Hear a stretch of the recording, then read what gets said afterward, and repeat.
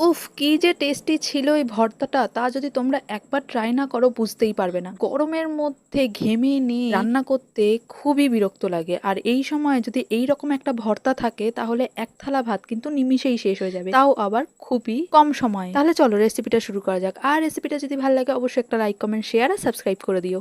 প্রথমেই কড়াইয়ের মধ্যে জল গরম করতে বসিয়ে দিয়েছি। জলটা গরম হয়ে গেলে এবারে ওর মধ্যে দিয়ে দিচ্ছি কেটে রাখা বরবটিগুলোকে। বরবটিগুলোকে কিন্তু বেশ ভালোভাবে সেদ্ধ করে নেব।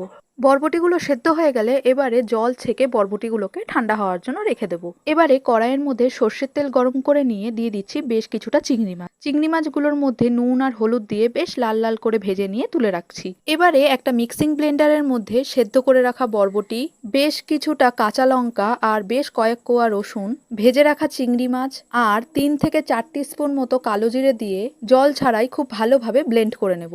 এবারে ওই চিংড়ি মাছ ভাজা তেলের মধ্যেই দিয়ে দিচ্ছি একটা মিডিয়াম সাইজের পেঁয়াজ কুচি। পেঁয়াজটাকে একটু লাল লাল করে ভেজে নেওয়ার পরেই দিয়ে দিচ্ছি করে রাখা বরবটির পেস্টটা। দিয়ে বেশ ভালো করে নেড়ে চেড়ে দিয়ে দেবো স্বাদ মতো নুন, হাফ টিস্পুন হলুদ গুঁড়ো দিয়ে মিশিয়ে নিয়ে গ্যাসের ফ্লেমটাকে হাই করে যতক্ষণ না এই পেস্টটার জলটা পুরোপুরিভাবে শুকিয়ে যাচ্ছে ততক্ষণ পর্যন্ত কিন্তু নেড়ে যেতে হবে। দেখো জলটা আমাদের অনেকটাই শুকিয়ে গেছে আর কড়াইয়ের গা থেকেও ছেড়ে এসছে। আমাদের বরবটির ভর্তা কিন্তু একদম রেডি। এটা গরম ভাতের সঙ্গে খেতে কি যে দুর্দান্ত লাগে তা তোমরা একবার ট্রাই না করলে বুঝতেই পারবে না। তাই দেরি না করে আজই কিন্তু এই বরবটির ভর্তাটা ট্রাই করো আর ট্রাই করে জানিও কেমন লাগলো তোমাদের।